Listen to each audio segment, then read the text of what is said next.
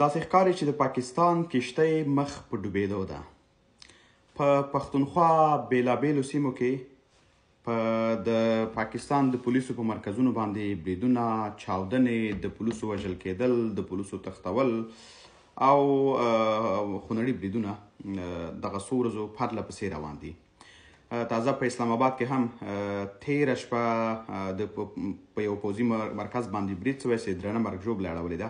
دې سره څنګ کې همدانن د پښتونخوا په لکي مروت کې 4 پولیس تښتول سوي دي، چې 3 پولیس له چیک پوینټه تښتول سوي دي او یو پولیس یې له کوره راویستلی تښتولی دي.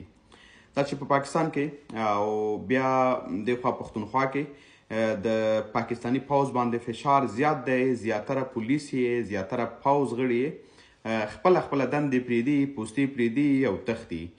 نو له همدې ښکاري چې د ګاونډیانو په کور کې هغه کوم اور سې بل کړی و موږ ته، هغه دودي دلته ورغلی دي او دی ګرم سوی ده.